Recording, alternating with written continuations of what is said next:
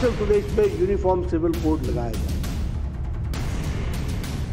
हिमाचल में common civil code लागू हो जाएगा, यहाँ कोई नहीं रोक सकता।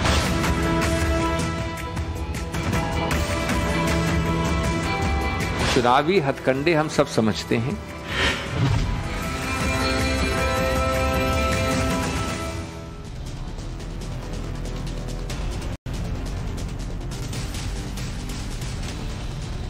नमस्कार, टाइम्स नाउ नवभारत देश के सबसे पसंदीदा डिबेट शो राष्ट्रवाद में आपका स्वागत है। आपके साथ मैं हूं राकेश पांडे। राष्ट्रवाद यानी देश से बढ़कर कुछ भी नहीं। गुजरात और हिमाचल प्रदेश में विधानसभा चुनावों की तारीखों का ऐलान होने के साथ ही प्रचार भी तेज हो गया है। हर पार्टी जोर शोर से चुनावी प्रचार में जुटी है। आज बीजेपी ने हिमाचल प्रदेश में संकल्प पत्र जारी कर दिया। बीजेपी ने अपने संकल्प पत्र में जनता से कई अहम वायदे किए हैं। इसी संकल्प पत्र के जरिए बीजेपी ने यूनिफॉर्म सिविल कोड लागू करने का बड़ा दावा कर दिया। इससे पहले उत्तराखंड में बीजेपी सरकार इसे लागू करने के लिए समिति बना चुकी है, तो चुनाव के ऐलान से ठीक पहले गुजरात में भी बीजेपी ने यूसीसी पर समिति बना दी। बीजेपी ने वादा किया है कि अब हिमाचल प्रदेश में बीजेपी यूनिफॉर्म सिविल कोड लेकर आएगी। सुनिए पहले बीजेपी अध्यक्ष जेपी नड्डा ने क्या कुछ कहा। भारतीय जनता पार्टी की सरकार यहां पर यूनिफॉर्म सिविल कोड लेके आएगी और इसके लिए एक समिति बनाई जाएगी एक्सपर्ट्स की, और उनके रिपोर्ट के आधार पर हिमाचल प्रदेश में यूनिफॉर्म सिविल कोड लगाया जाएगा। अब बारी है कॉमन सिविल कोड की। मैं आपको कहकर जाता हूं, हिमाचल में जयराम ठाकुर की सरकार रहा दो, हिमाचल में कॉमन सिविल कोड लागू हो जाएगा, यहां कोई नहीं रोक सकता। इसके अलावा बीजेपी ने वक्फ की संपत्ति की जांच करने की बात कहकर हिंदुत्व वाला दांव भी खेल दिया है। जेपी नड्डा ने साफ कर दिया कि वक्फ की संपत्तियों की जांच की जाएगी। अभी यूपी में योगी सरकार वक्फ की संपत्तियों की जांच करवा रही है, जिसका कई मुस्लिम संगठन विरोध भी कर रहे हैं।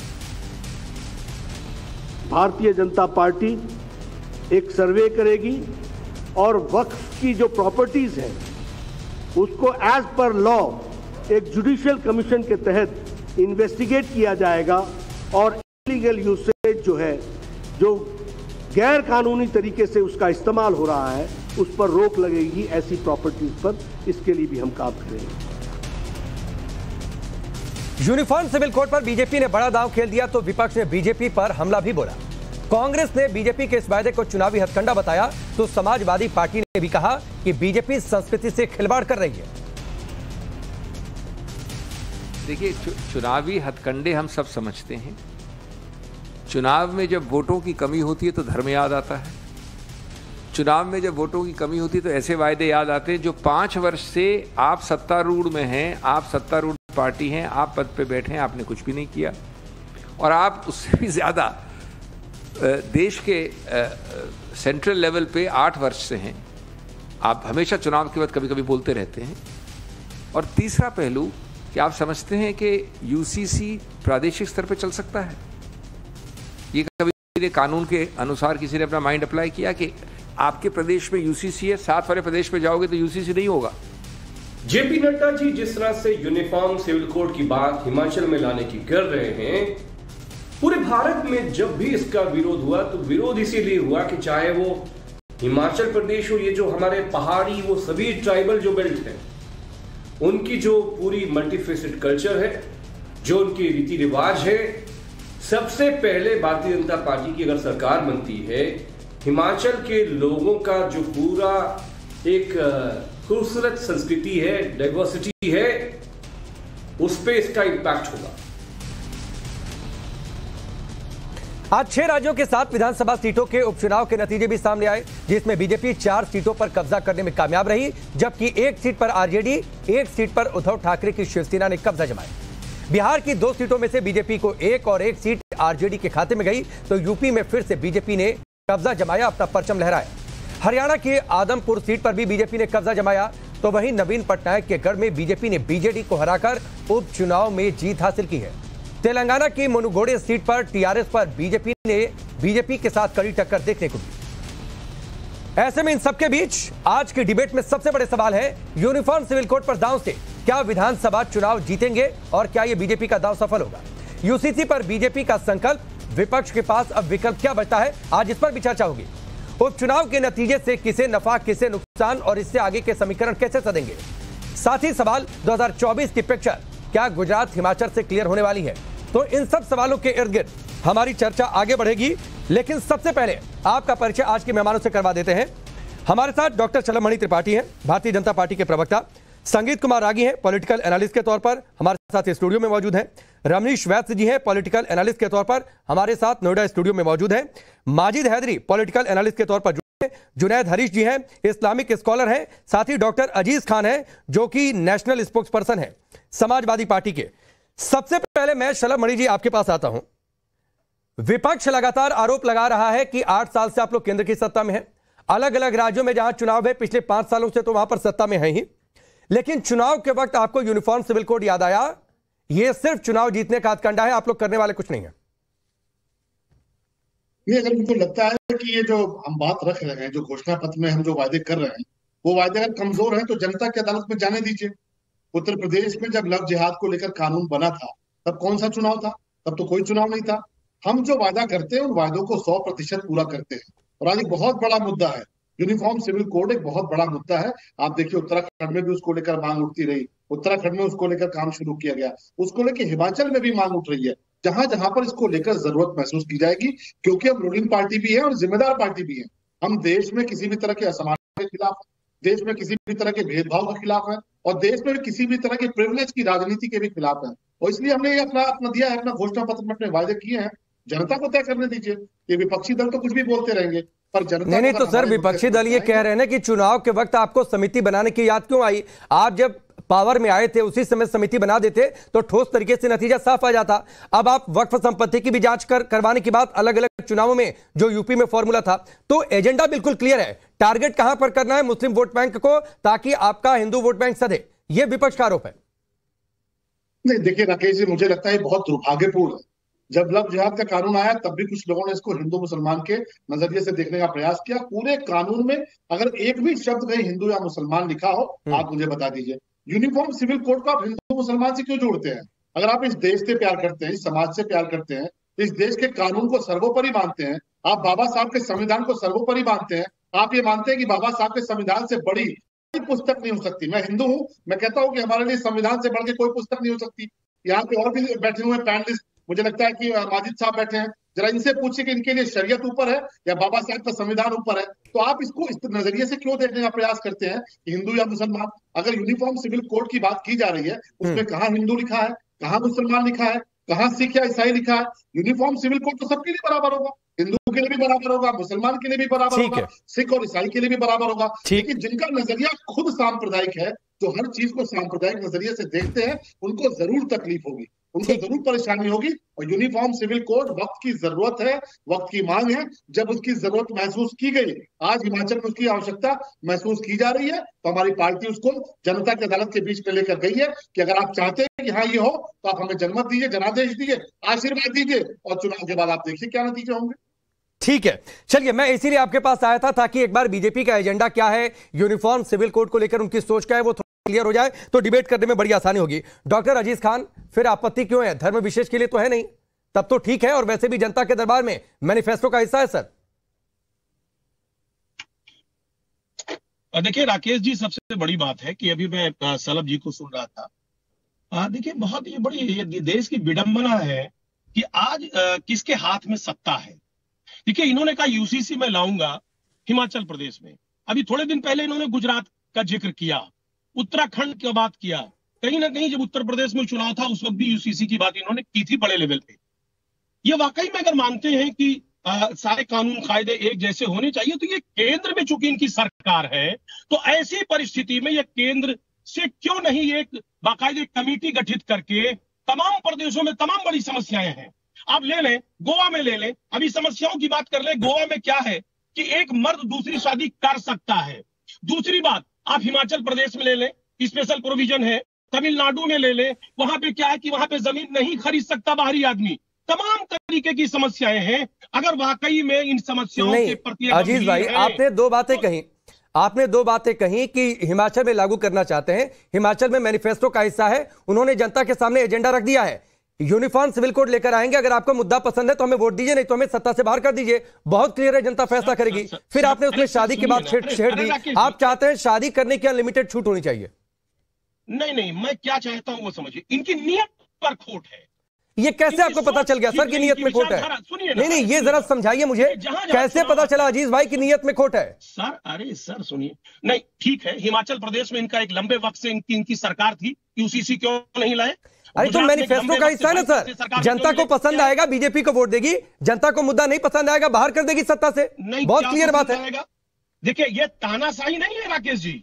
नहीं, कहां से तानाशाही हुई, वही तो समझना चाह रहे हैं। मेरी बात सुनिए ना, गंभीरता से सुने मेरी बात, ये तानाशाही नहीं है, लोकतंत्र है कि जब जो चाहे आप जो ले आवे। अगर वाकई में अगर ये आर्टिकल 44 की बात करते हैं, कह रहे साहब बाबा साहब ने कहा ये डायरेक्टिव प्रिंसिपल, अरे डायरेक्टिव प्रिंसिपल में तो 16 आर्टिकल है, उस 16 आर्टिकल में केवल यही है यूसीसी लाइए। मैं आपसे कहना चाह रहा हूं, अच्छा मतलब आप चाहते हैं कि बाकी सब पर बात हो, इस वाले को छोड़ दिया जाए, नहीं किया है ना अजीज भाई? आप चाहते हैं कि बाकी सब पर बात हो, यूनिफॉर्म सिविल कोड को छोड़ दिया जाए, जो 16 डायरेक्टिव प्रिंसिपल, बाकी सबकी बात हो। शलभ भाई आप छोड़ दीजिए, सिर्फ यूनिफॉर्म सिविल कोड को छोड़कर बाकी सबकी बात करिए, इसकी बात मत करिएगा। अरे सर मुझे कंप्लीट करने दे, आपको लंबा वक्त दिया आपने। चलिए मैं बात कर रहा हूँ, यूसीसी इंपॉर्टेंट क्या चल रहा है, उसी डायरेक्टिव प्रिंसिपल में चल रहा है कि शादी नहीं कर पाएंगे, कि जो भी सेक्टर की जितनी कंपनियां है उसमें जो मजदूर सेक्टर है उसको उनको हिस्सेदारी दो। आप मुझसे क्यों लागू नहीं करते? आप ये बताइए, जुडिशरी और एग्जीक्यूटिव जो दो ब्रांड है, दो पार्ट है, उनको ये कहा गया कि अलग रखो, एक में क्यों शामिल किया है आपने? तमाम ऐसी चीजें हैं जो सिविल कोड वक्त की जरूरत है, वक्त की मांग है, और मुझे लगता है कि भारतीय जनता पार्टी इसीलिए जनता की अदालत में लेकर आई है। हिमाचल की जनता को तय करने दीजिए, यूनिफॉर्म सिविल कोड के साथ है या उसके खिलाफ है। अगर साथ होंगे हमें जनादेश देंगे, नहीं साथ होंगे हमें जनादेश नहीं देंगे। मुझे लगता है जो पार्टियां विरोध कर रही है उनको जनता के बीच में जाना चाहिए कहते हुए, नहीं तब तो नहीं लागू होने देंगे। आप कर रहे हैं कि आप कमजोर है इस वक्त। नहीं अजीज भाई, तब तो बहुत क्लियर है ना, आपने जो बातें कही तब तो बहुत क्लियर है। अगर जनता सत्ता से बाहर कर देगी तब तो वैसे भी नहीं आएगा यूनिफॉर्म सिविल कोड, परेशान क्यों रहे? शलभ भाई ने यही तो कहा कि ये मैनिफेस्टो का हिस्सा है, जनता के बीच लेकर जा रहे हैं, हम जीते तो ये लेकर आएंगे। राकेश जी, अरे राकेश जी सुनिए ना, हम परेशान नहीं है, हम जनता की बात करते हैं। वाकई में यूसीसी लाना चाहिए और ये वाकई में देश के लिए बड़ी समस्या है। हाँ मतलब आप चाहते हैं कि आ जाए यूनिफॉर्म सिविल कोड? सुनिए ना सर, चाहते हैं ना, खुले मन से बोलिए कि चाहते हैं कि आ जाए।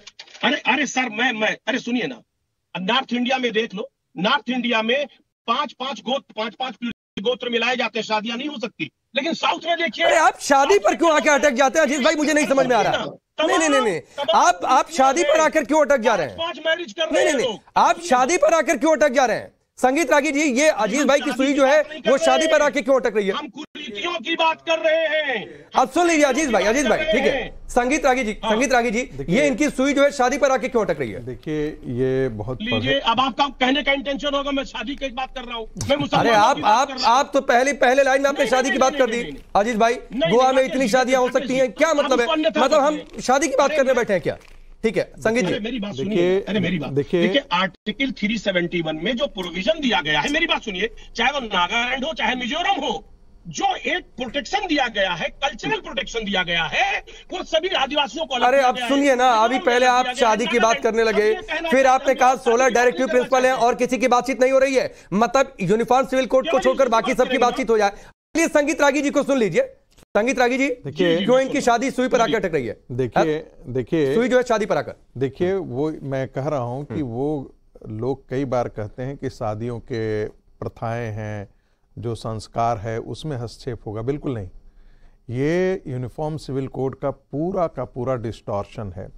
और मैं शुरुआत यहां से करना चाहूंगा कि कॉन्स्टिट्यूएंट असेंबली डिबेट में बाबा साहब अम्बेडकर ने ही ये इस बात थोड़ी आवाज बढ़ा दीजिए सर, कि देखिए ये आप जिस प्रकार से मुस्लिम समाज के हाथ में ये अधिकार दे रहे हैं वो देश के लिए ठीक नहीं है, खतरनाक नहीं है। और जो directive principle of state policy में था, उस समय डिबेट में यही कहा गया था कि भाई जब तक एक समाज उसके लिए सहमत नहीं होता है तब तक आप इसे लागू नहीं करें।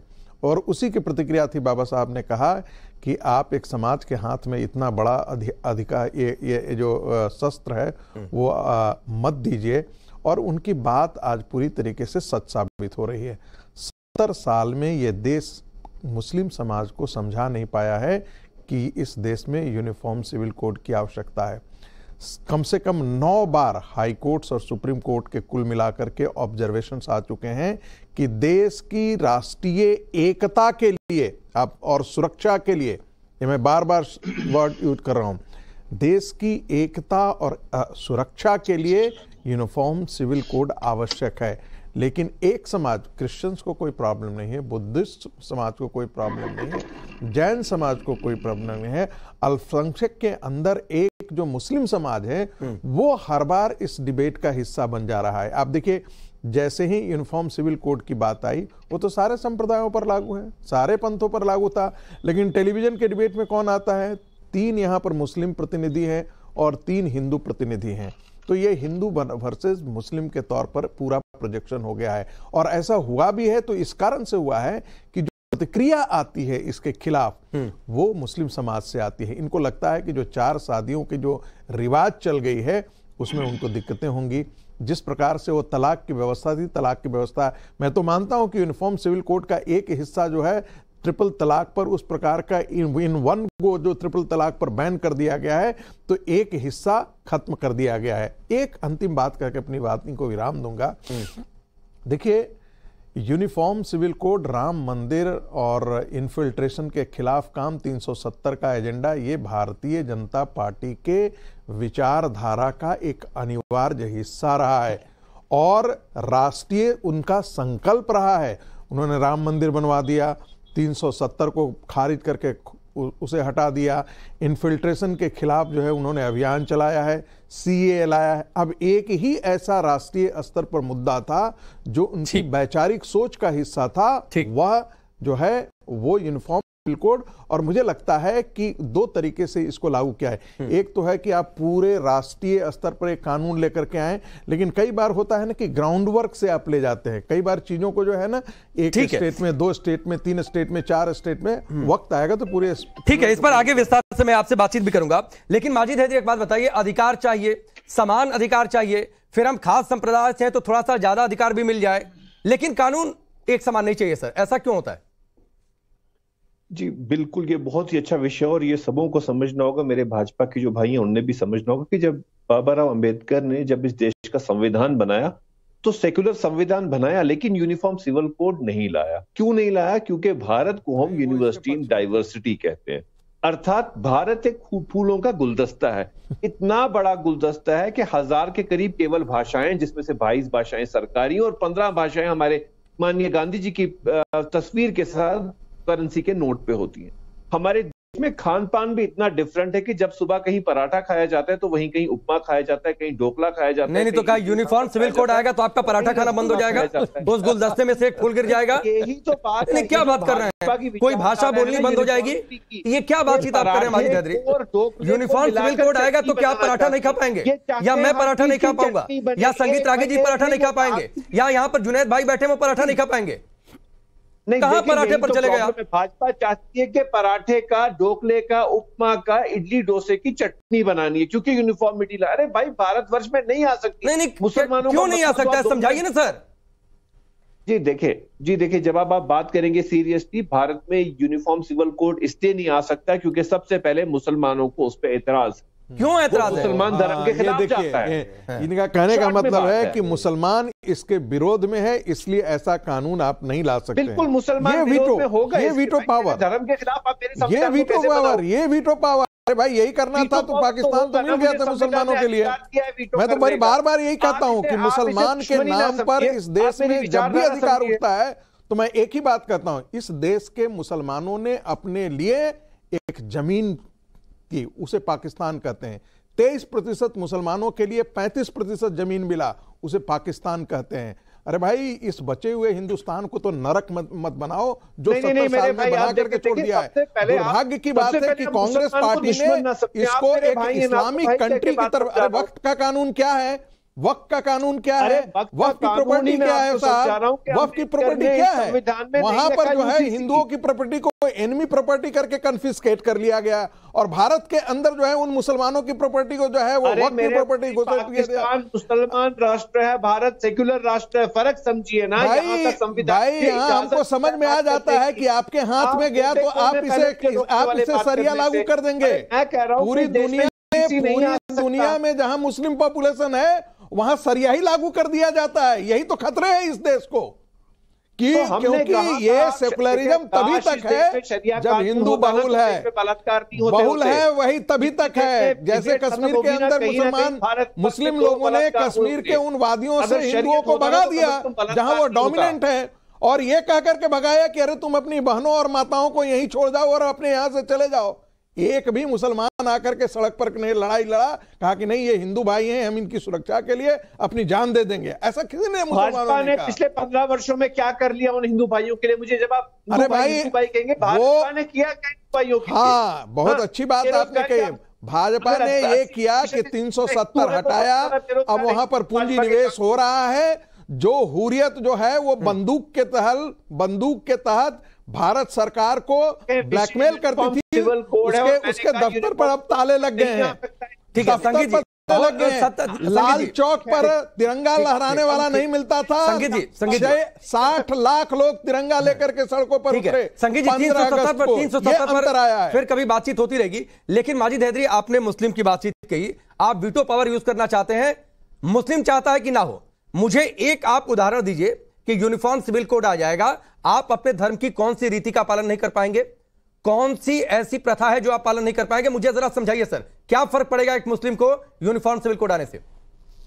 जी, यूनिफॉर्म सिविल कोड इस देश में इसलिए नहीं आ सकता क्योंकि सेकुलर राष्ट्र है, यहाँ अलग अलग नहीं माजिद हैदरी इधर उधर की बात नहीं, मुझे सिर्फ आप ये समझाइए कि आप मुस्लिम हैं, आप अपने धर्म की कौन सी रीति का पालन नहीं कर सकते हैं अगर यूनिफॉर्म सिविल कोड आ गया तो? सीधी सी बात मुझे अरे मेरे भाई, आप बात समझे, किसी के भी धर्म के साथ कानून का कोई लेन देन नहीं होना चाहिए। ये हमारा एक आस्था है अपने संविधान के प्रति। संविधान किसी के धर्म में टांग नहीं अड़ाता। यूनिफॉर्म सिविल कोड में कौन है कानून मुसलमान लड़ा रहा है, कौन टांग लड़ा रहा है? ये नहीं समझाएंगे ना संगीत जी। चलिए मैं जुनैद भाई के पास जाता हूं। ठीक है जुनैद भाई, आप बताइए मुस्लिम को क्या दिक्कत है यूनिफॉर्म सिविल कोड से? पहली बात तो मैं ये क्लियर करूं, प्रोफेसर संगीत रागे साहब ने कहा यहाँ 3 मुसलमान बैठे हुए हैं।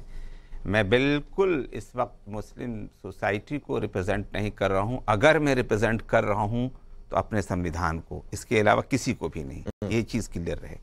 दूसरी बात, इससे पहले बीजेपी के प्रवक्ता डॉक्टर शुलभ साहब की एक बात आई कि उन्होंने कहा कि भाई शरीयत के हवाले से बताने के लिए कि संविधान ऊंचा है या मतलब कोई और किताब, मैं आपको बहुत क्लियर कर दूं कि शरीयत इस बात को कहती है कि संविधान सबसे ऊंचा है। और आपके सामने एक ऐलान भी कर रहा हूं, इसे सुन लीजिएगा और आप भी कर दीजिएगा कि इस मुल्क के अंदर अगर कोई शरिया कानून लागू करना की कोशिश करेगा तो अकॉर्डिंग टू इस्लाम वो गलत होगा। हिंदू राष्ट्र भी वैसे ही गलत है। आप इसका ऐलान करने की ताकत रखिए अपने पास।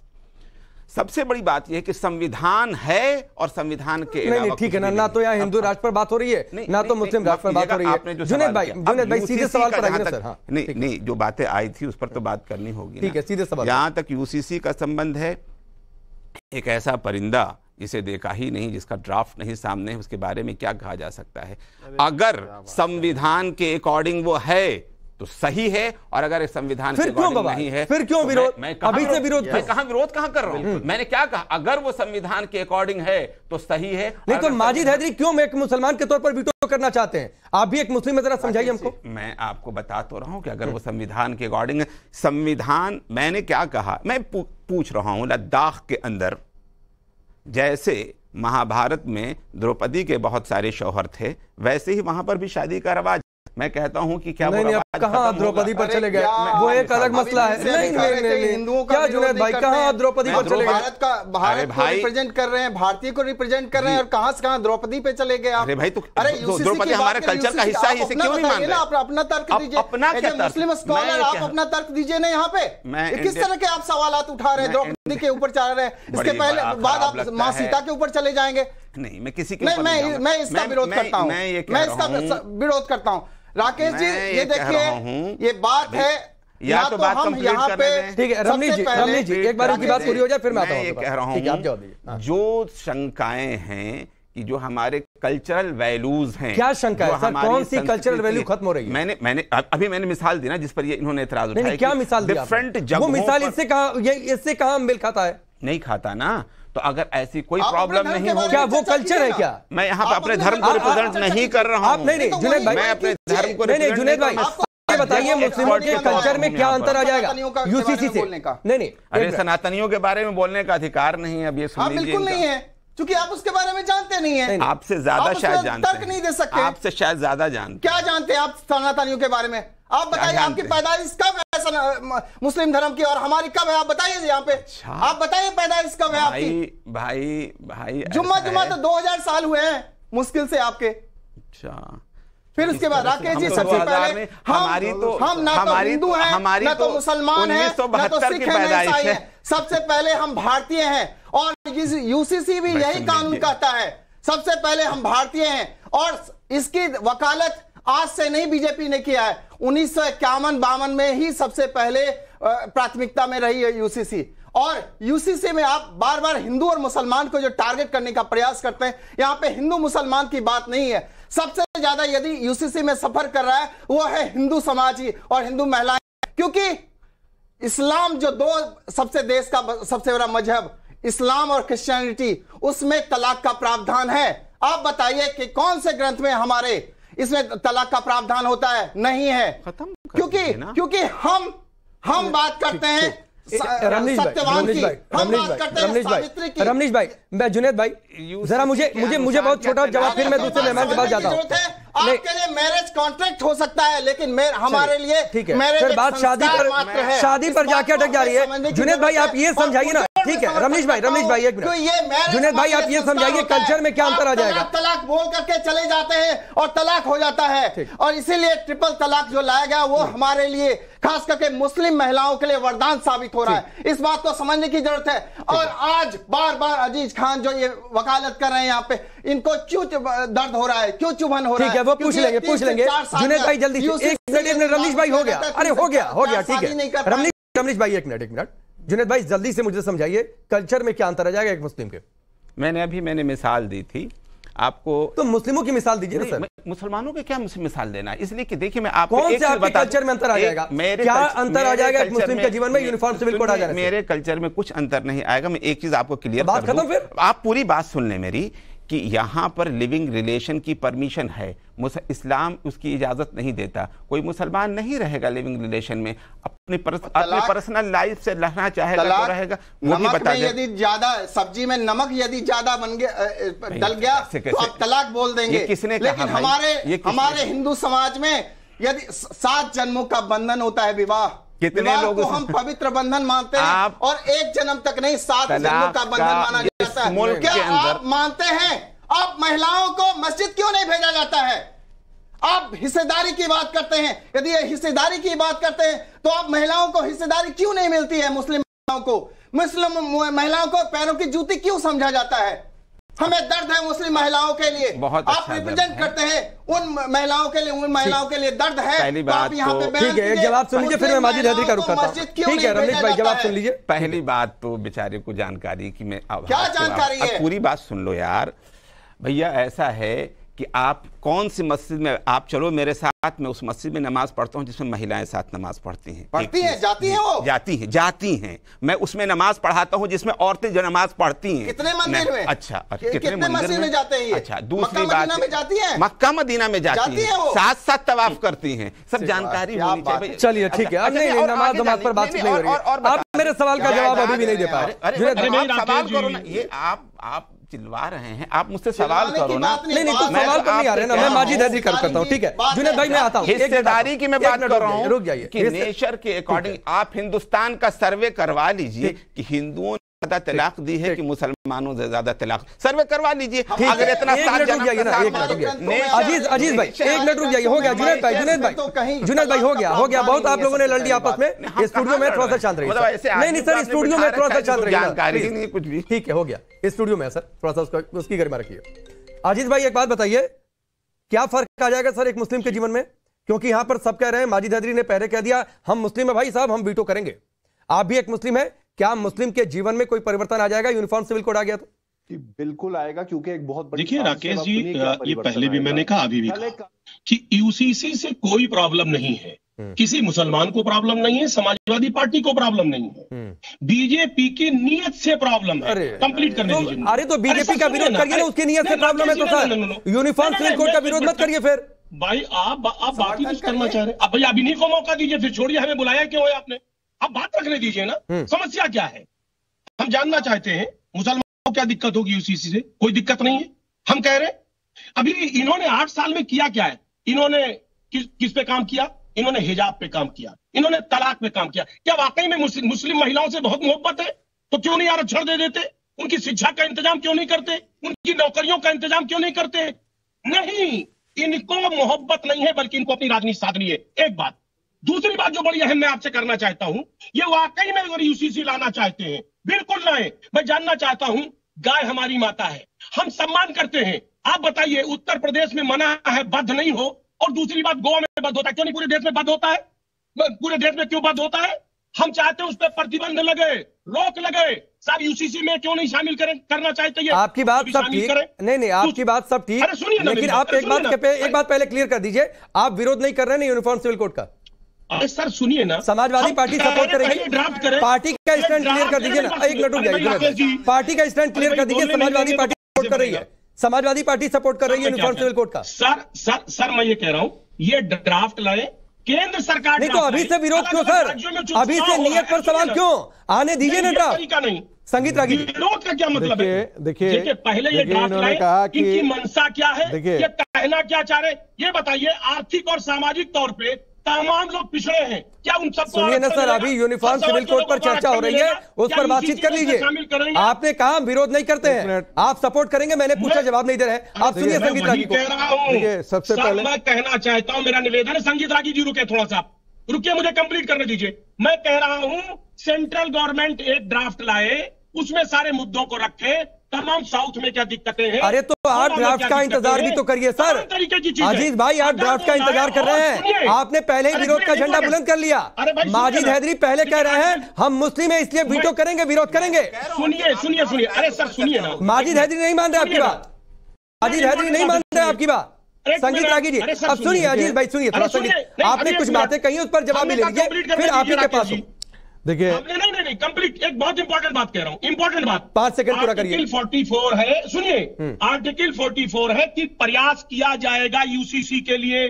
मैं जानना चाहता हूं इस सरकार ने क्या प्रयास किया? क्या सर्वदलीय बैठक बुलाया? क्या उसका ड्राफ्ट तैयार किया? नहीं किया, यानी मन में खोट है। ठीक है, चलिए सुनिए, जवाब सुनिए। गुजरात में ठीक है, अब जवाब भी सुनिए ना, जवाब भी सुनिए। ठीक है, जवाब भी सुनिए। अजीज भाई हो गया, अकेले आप नहीं बोलेंगे, जवाब सुनिए संगीत रागी से। हो गया, संगीत रागी से जवाब। देखिए, हाँ संगीत रागी बताएं। देखिए कहा गया कि भाई यूनिफॉर्म सिविल कोड पर क्या प्रयास किया गया। पिछले 70 साल से यूनिफॉर्म सिविल कोड के बारे में इस देश में विमर्श शुरू हो रहा है। 70 साल से इस पर बातचीत चल रही है। लॉ कमीशन ने भी अपनी रिपोर्ट में इसके बारे में जिक्र किया है। आप कह रहे हैं, जब प्रयास करने की बात कर रहे हैं तो आप कह रहे हैं कि हम उत्तराखंड में चुनाव के कारण ला रहे हैं, गुजरात में चुनाव के कारण, मान लेते हैं चुनाव के कारण ही है। यदि समाज में भला के लिए, आपको मालूम है कि चुनाव एक ऐसा वक्त होता है जब पॉलिटिकल पार्टियां अपनी वैचारिक अधिष्ठान को लेकर के जनता के बीच में जाते हैं। चुनाव जो होता है राजनीतिक संप्रेषणीयता का एक माध्यम होता है। प्लीज सुनिए, आपने बहुत देर बोला है सर, आपने मुझे डांटा भी, हम चलिए आप बोलिए, आप मेरे सम्मानित हैं, आप बताइए, बोलिए सर, आप बोलिए। इसलिए उसको, दूसरी बात आपने कहा कि गाय पर क्यों नहीं कानून। आप कसाई घर को यदि रेगुलेट करने की बात चलती है तब तो आप सड़कों पर उतर आते हैं, कहते हैं कि फ्रीडम ऑफ चॉइस है, हम खाना क्या खाएंगे, पीना क्या पाएंगे, हम क्या पहनेंगे, हमारे हिजाब पर ये है। या आपको यूनिफॉर्म सिविल कोड जो है वो अमेरिका में आपको इस्लाम खतरे में नहीं होता है, इंग्लैंड में इस्लाम खतरे में नहीं होता है, जर्मनी में आप मानने के लिए तैयार हैं, पाकिस्तान में भी खतरे में नहीं होता है, यहाँ में भी खतरे में नहीं होता है, क्योंकि ये जो मुस्लिम तुष्टीकरण जो कांग्रेस पार्टी ने जिंदा रखा है, जिन्ना का बूथ ना, वो उसके साथ आज का भारत का मुसलमान का एक हिस्सा, सारे मुसलमान ऐसे नहीं है लेकिन भारत के मुसलमानों का एक हिस्सा और नया मुसलमान जिसके बारे में कहा जाता है नया मुसलमान कुछ ज्यादा ही प्याज खाता है, उसमें वो कट्टरता और भी ज्यादा मत। मैं इसके फायदे बताता हूं क्या होगा यदि, सुन लीजिए, जो आप भी उसी कैटेगरी में हैं, मैं जानता हूं आपके पूर्वज हिंदू थे, मुझे पता है, मैं तो राकेश जी मुझे काउंटर का मौका दे, मुझे पता है, बस देखिए मैं क्या इसके फायदे होंगे। राकेश जी मुझे काउंटर का मौका हो गया, अजीज भाई सुन लीजिए ना, क्या फायदे होंगे, बाकी मेहमान भी हैं, बारी बारी से करके सबके पास जा रहा हूं। क्या फायदे होंगे कि गुजरात, उत्तराखंड, हिमाचल प्रदेश, हरियाणा, एक एक करके ऐसे राज्यों में यदि यूनिफॉर्म सिविल कोड का एक मिनिमम ड्राफ्ट आकर के और कानून बन जाता है तो आने वाले दिनों में राष्ट्रीय स्तर पर भी कानून बनाने में बहुत ज्यादा सुविधा होगी। अच्छा, मैं और दूसरी बात चाहता हूं, वो 4 शादियों की परंपरा है उसे तो बिल्कुल ही बंद कर दिया जाना चाहिए, उनकी यदि हो सके तो, और यदि ये जो बिल्कुल 4 शादी नहीं मैंने कहा एक निचोड़ निकाला है, यही निचोड़ निकाला है, मैंने कहा सर आपको इसी से दिक्कत है क्या, एक हिस्सा सर, एक हिस्सा नहीं एक मिनट संगीत रागी जी, तो अजीज भाई आपको इसी लाइन से दिक्कत है संगीत रागी जी के, मतलब 4 शादी वाला क्लॉज होना चाहिए। मैंने तो एक हिस्सा बोला, आप मेरे प्रोफेसरशिप पर क्वेश्चन कर दिए, मैंने तो ऐसा नहीं कहा, मैंने कहा कि कि बहुत सारी कुरीतियां हैं, कई सारी समस्याएं हैं, तो हलाला क्या है, चर्चा होनी अरे चाहिए। हलाला के खिलाफ, हलाला क्या है, उसके खिलाफ कहे नहीं आता सड़कों पर, हलाला से ज्यादा गंदी कुरीति कुछ हो नहीं सकती है, आप क्यों नहीं आकर के सड़कों पर आ जाते हैं, उसके खिलाफ क्यों नहीं आते हैं सड़कों पर, और कहते हैं मुस्लिम महिलाओं को, मुसलमानों को आरक्षण बिल्कुल नहीं होना चाहिए। अरे आरक्षण जैसा तो आपको एक देश दे दिया गया भाई, और क्या चाहते हैं इस देश को, कितनी बार इस देश को तोड़ेंगे। अरे आप अपनी मानसिकता को ठीक कीजिए, बेरोजगारी पर बात करो, महंगाई पर बात करो, कितनी बार आंदोलन किए हैं बेरोजगारी पर। इस देश का मुसलमान कार्टून पर तो आंदोलन करता है, कार्टून पर तो हत्या करता है, लेकिन आपके लिए कभी बेरोजगारी पर नहीं लड़ाई लड़ता है, शिक्षा की लड़ाई नहीं लड़ता है, डेवलपमेंट पर लड़ाई नहीं लड़ता है। ठीक है, एक मिनट मैं जरा शलमणी त्रिपाठी के पास जाता हूँ, एक मिनट आता हूँ आप ही लोगों के पास। ठीक है अजीज भाई शलमणी ये बार बार कह रहे हैं आप लोगों की नीयत में खोट है इसलिए दिक्कत है, बाकी ये यूसीसी को सपोर्ट कर देंगे। देखिए नियत में खोट इनकी है, नियत में खोट हमारी नहीं है। हम तो कह रहे हैं कि हम लोकतांत्रिक ढंग से इस पूरी प्रक्रिया को पूरा करना चाहते हैं। डॉक्टर अजीज साहब हो, माजिद साहब हो, सब कह रहे हैं क्यों लेके आए चुनाव के पहले। अब इससे सुना अच्छा मौका क्या हो सकता है कि जनता को तय करने, हिमाचल की जनता को तय करने दीजिए कि वो इसके पक्ष में है, इसके खिलाफ है। आपको लगता है कि आप इसके खिलाफ है तो जाइए नारा लगाइए, जाइए भाषण दीजिए। कांग्रेस पार्टी, समाजवादी पार्टी सब जाए बोले नहीं साहब हम तो नहीं लागू होने देंगे, एकदम हम इसके खिलाफ है। आप भी घोषणा पत्र में, अपने घोषणा पत्र में लिखिए कि हम यूसीसी कभी लागू नहीं होने देंगे। तो आपके अंदर दम नहीं है, क्योंकि आपको पता है कि इस देश में जो मनोदशा है, इस देश की एक पूरी जनादेश इसके पक्ष में आने जा रहा है। दूसरी बात, माजिद साहब ने कहा बाबा साहब को पढ़ लीजिए। बाबा साहब को थोड़ा ठीक से पढ़ेंगे तो थोड़ा आपके मन के विकार भी दूर होंगे, मन भी शुद्ध होगा, और आपको यह भी समझ में आएगा कि बाबा साहब पूरी तौर पर समान नागरिक संहिता के पक्ष में थे, यूनिफॉर्म सिविल कोड के पक्ष में थे। और जब जवाहरलाल नेहरू जी कमजोर पड़ने लगे तब नाराज होकर क्षुब्ध होकर उन्होंने अपना दायित्व छोड़ दिया। पढ़ना चाहिए आपको। मैं भी सुन रहा था जुनैद साहब को, कितनी अच्छी बातें करते हैं, बहुत सेकुलरिज्म वाली बातें करते, कहते हैं लिव इन रिलेशनशिप की अनुमति है पर हमारे मुसलमानों में नहीं है, हम नहीं मानेंगे। साहब मैं वही बात तो कह रहा हूँ, आप एक तरफ कहते हैं कि संविधान सर्वोपरि है, दूसरी तरफ आप कहते हैं कि नहीं साहब हमारी शरीयत ऊपर है। तो शरीयत को आप ऊपर नहीं कर सकते। ये देश बाबा साहब के संविधान से चलता है, ये देश बाबा साहब के कानून से चलता है। आपकी शरीयत इसके ऊपर नहीं है, और अगर आप इसको शरीयत को ऊपर रखना चाहते हैं तो तय हो जाइए, हिमाचल की जनता को तय करने दीजिए। हम उनके बीच में गए हैं कि भाई आपको यूनिफॉर्म सिविल कोड चाहिए नहीं चाहिए, जनादेश मिलेगा हम लागू करेंगे, आपको घबराए हुए हैं। ठीक है माजिद हैदरी, एक मिनट, माजिद हैदरी ने काफी देर से नहीं बोला है। माजिद हैदरी, आपने शुरुआत में कहा था कि इस देश का मुसलमान नहीं चाहता है, दो बातें हैं सर, आप मुसलमान होने के नाते आप वीटो क्यों करना चाहते हैं? पाकिस्तान का मुसलमान क्या मुसलमान नहीं है? क्या उसके धर्म के पालन की स्वतंत्रता वहां पर नहीं है? बतौर मुस्लिम आपका धर्म कहां दिक्कत हो रही है आपको, ये बताइए। जी देखिए भाई, ये जो यूसीसी है ये एक साजिश है जिसके द्वारा भाजपा मुसलमानों के घर में आना चाहिए। तो उस साजिश का पर्दाफाश कर दीजिए माजिद हैदरी साहब। कैसे? हाँ, अब आगे जाके अगर यूसीसी, अल्लाह ना करे, अगर यूसीसी कहीं पर आ गया तो फिर केवल मंगल के दिन गोश्त नहीं बिका करेगा, नवंबर में पूरे देश में कहीं गोश्त नहीं बिकेगा।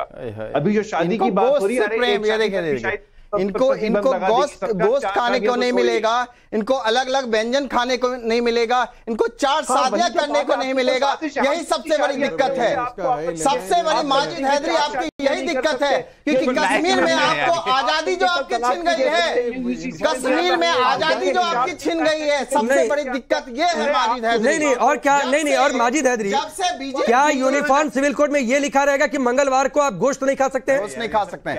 आपको लगता है ये ड्राफ्ट में होगा? यही प्रॉब्लम, जुलूम कुछ भी बोलना है आपको, नहीं खाया जाएगा, 4 शादी मुसलमान नहीं कर पाएगा। अब आ गया नहीं अब आ गए माजिद हैदरी को दिक्कत है, 4 शादी नहीं कर पाएंगे, तो कर रहे हैं। शादी की छूट होनी चाहिए। बात करते हैं धर्म की, आप बात करते हैं हिस्सेदारी। नहीं रमनीश भाई, सबसे ज्यादा, अरे रमनीश भाई अब नहीं एजेंडा क्लियर, नहीं रमनीश भाई एजेंडा क्लियर हो गया, 4 शादी नहीं कर पाएंगे, इसका दुख है, मुस्लिम महिलाओं इसका दुख है माजिद हैदरी को कि नहीं कर पाएंगे।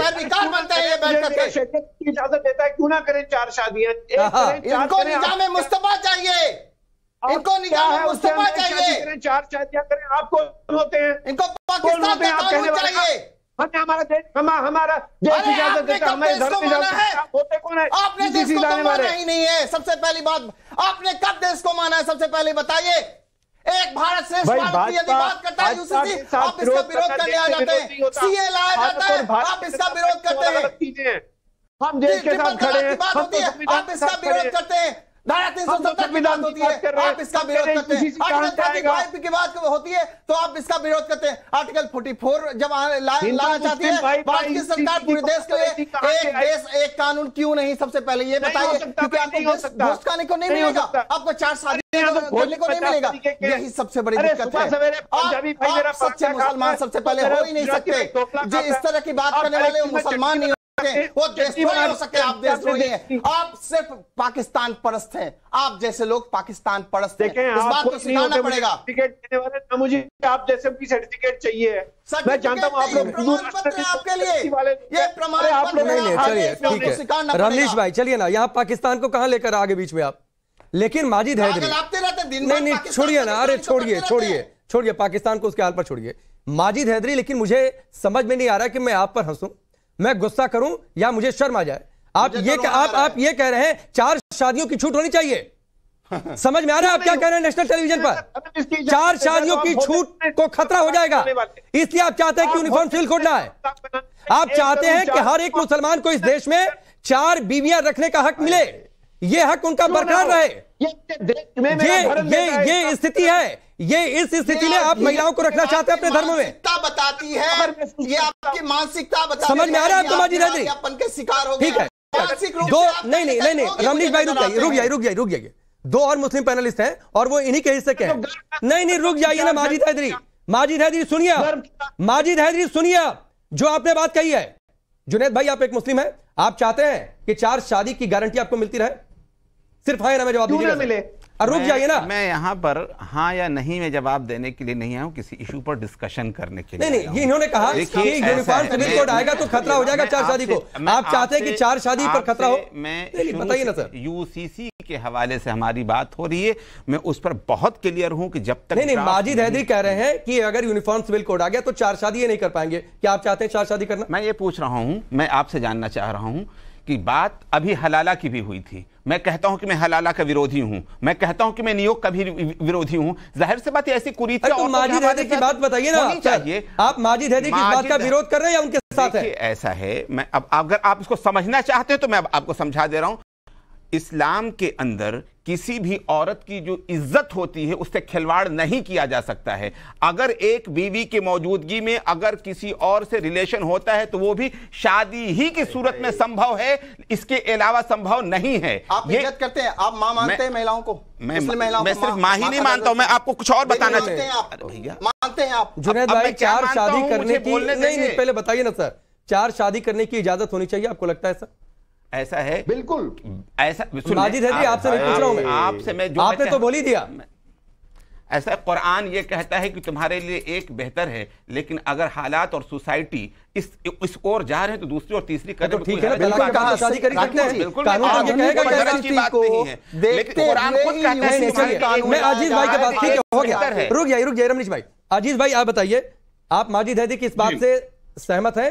वो कह रहे हैं अगर यूनिफॉर्म सिविल कोड आ गया तो 4 शादी नहीं कर पाएंगे, उन्हें बहुत दुख है इसी बात से। देखिए राकेश भाई, एक बात समझिए, देखिए मुद्दे को यहाँ भटकाने का प्रयास नहीं किया जाए। माजिद हैदरी जी क्या कह रहे हैं क्या नहीं कह रहे, हम अपनी बात कहना। नहीं पहले आप अपनी बात कहिए, बस ये बता दीजिए कि माजिद हैदरी की बात से आप सहमत है या असहमत है?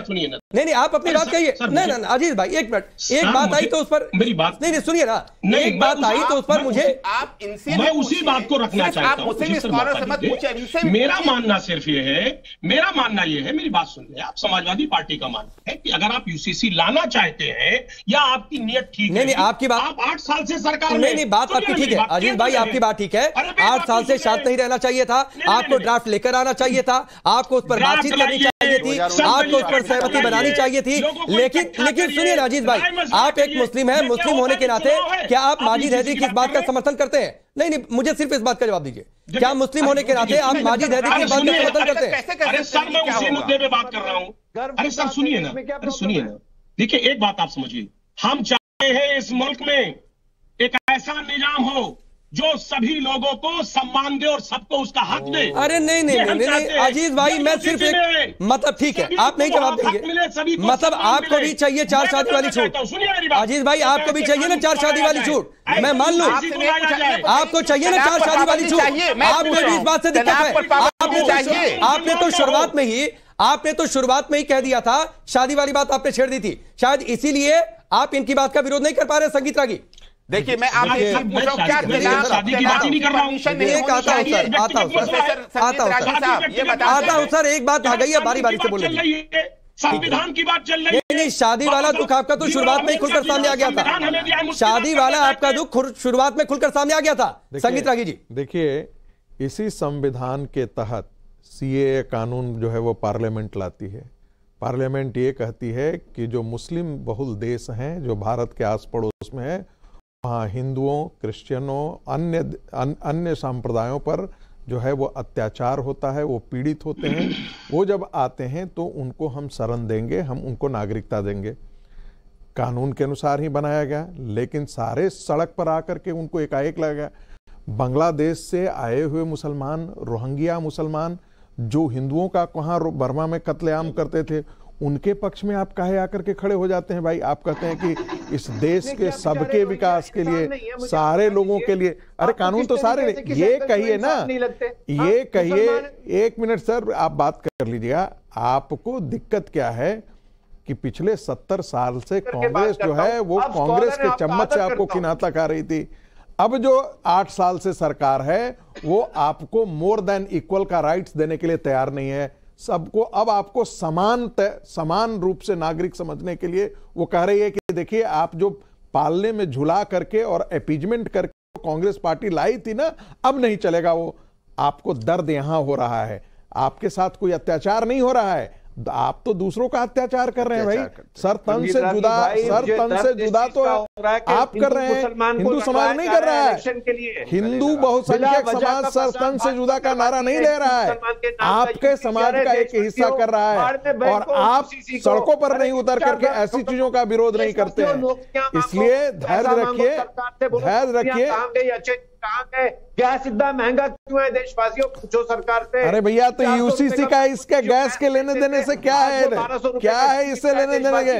मैं पूछ रहा हूं कि यदि क्रिमिनल लॉ मानने में आपको कोई दिक्कत नहीं है, चोरी करते हो तो तुम्हारा हाथ काट दिया जाए, इस्लामिक लॉ के अंदर तो प्रिस्क्रिप्शन है भाई कि चोरी करते हो तो हाथ काट दिया जाए, शराब नहीं पीना चाहिए। मैं आगे बढ़ता हूँ। संगीत रागी जी, एक मिनट। माजिद हैदरी, अच्छा एक प्रस्ताव मेरा सुन लीजिए माजिद हैदरी। देश को तालिबान मत बनाओ, तालिबान मत। एक मिनट माजिद हैदरी, आपने बात कही, मैं एक बात आपसे पूछता हूं, अगर सरकार ये कह दे कि यूनिफॉर्म सिविल कोड आएगा, 4 शादी करने की भी छूट रहेगी, तो आप समर्थन करेंगे? फिर भी नहीं करेंगे, क्योंकि साजिश है इसमें, खाने पे प्रतिबंध, पहनने पे। अरे जो साजिश शादी वाली थी वो तो मान लीजिए खारिज हो गई। नहीं, जो साजिश शादी वाली थी मान लीजिए वो खारिज हो गई। मान लीजिए उसमें कह दिया गया आपको जितनी मनाए साहब आप शादियां करिए, फिर आप खुश रहेंगे? जी देखें, बात सिर्फ शादी की नहीं है, बात खाने पीने की, रहन सहन की, कपड़े। तो कहां यूनिफॉर्म सिविल कोड में खाने पीने की पाबंदी है साहब? आपको सपना आ गया कि सरकार कहेगी मंगलवार को आप गोश्त नहीं खा पाएंगे, बुधवार को आप पराठा नहीं खा पाएंगे। 4 शादियों का प्रावधान यदि हो गया, खुशी से नाचते नाचते ये पाकिस्तान चले जाएंगे, खुशी से नाचते नाचते ये पाकिस्तान भी चले जाएंगे। यही प्रावधान है, बस 4 शादी। नहीं, माजिद हैदरी बताएं कि 4 शादी वाली छूट मिल जाए तो मैं शलभ भाई से पूछता हूं कि वो बातचीत करें कि भाई शादी वाला क्लॉज इसमें जोड़ दिया जाए कि छूट मिले। आप बोलिए माजिद हैदरी। नहीं देखिए, मुझे आप एक बात बताइए, आपके कहीं पे 100 लिव इन रिलेशन हो उससे आपको आपत्ति नहीं, लेकिन 4 शादियां जहां पे हलाल रिलेशन हो। अरे मैं कह तो रहा हूं कि 4 शादियों की छूट मिल जाए तो आप मान जाएंगे, फिर मुस्लिम वीटो नहीं करेगा। 4 शादियों की बात नहीं है, मैंने आपका इस पे हिजाब। अरे आपने कहा ना साहब, आपने कहा अभी थोड़ी देर पहले माजिद हैदरी भाई इसका। अच्छा चलिए, आप नहीं बोल रहे ना, मैं वैसे भी शलभ भाई से पूछ लेता हूं, शलभ भाई ठीक है शलभ भाई, मुझे लगता है माजिद हैदरी की बात से कि 4 शादी करने की छूट इन्हें मिल जाए तो शायद ये समर्थन कर देंगे। राकेश जी, आप लोग बात करेंगे? राकेश जी, आप लगता है कि इसे माजिद हैदरी से बार बार बुलवा करके आप उनको पूरा नेशनल टेलीविजन पर एक्सपोज और बेइज्जत करना चाहते हैं? क्योंकि ऐसा मैं इसलिए कह रहा हूं कि बेइज्जत इसलिए क्योंकि उनकी अज्ञानता पूरे देश को मालूम हो रही है। यूनिफॉर्म सिविल कोड का खाने पीने पहनने कोई नहीं, तो ये बात नहीं समझ आ रही है ना। उनका पराठा छूट रहा है, मंगलवार का गोश्त छूट रहा है। ठीक है, मैं शलभ भाई से पूछ लूं सरकार कैसा। मुझे बस एक आखिरी सवाल लेना है, ठीक है? वक्त नहीं है शलभ भाई, ठीक है, हो गया माजिद हैदरी, वक्त नहीं है, प्लीज वक्त नहीं है, समझिए शलभ भाई, एक आखिरी बात आपसे। मुझे लगता है इनकी बात है कि 4 शादी की छूट मिल जाए तो शायद पूरा मुस्लिम समाज मान जाए। आप लोग बातचीत करेंगे क्या अंदर खाने में? शलभ भाई, ऑन अ लाइटर नोट। बातचीत तो जो होनी थी हो चुकी है। हिमाचल की जनता के सामने, देश की जनता के सामने भारतीय जनता पार्टी अपना घोषणा पत्र रख चुकी है और जनादेश जिस पक्ष में होगा वही होगा। इस देश में किसी एक व्यक्ति के चाहने न चाहने से कानून बदलने जाने वाले हैं। वो ये सोचे कि नहीं उसका कानून अलग है तो ये देश में अब नहीं चलेगा। ये चला होगा जिस वक्त में बाबा साहब को इस्तीफा देना पड़ा था, बाबा साहब को अपना दायित्व छोड़ना पड़ा था। अब आप किसी दबाव में आके या किसी तुष्टिकरण में आके कोई कानून नहीं बदलने वाले। ठीक है, वक्त इतना ही है शलभ भाई, वक्त इतना ही। आप सबका बहुत बहुत शुक्रिया। सच ये है कि जब भी यूनिफॉर्म सिविल कोड की बातचीत आती है, इसके केस को समझने की बजाय, इसके ड्राफ्ट आने का इंतजार करने की बजाय एक तबका इसका विरोध करना शुरू कर देता है। यह सिर्फ एक सियासत है। वक्त यहाँ पर ब्रेक।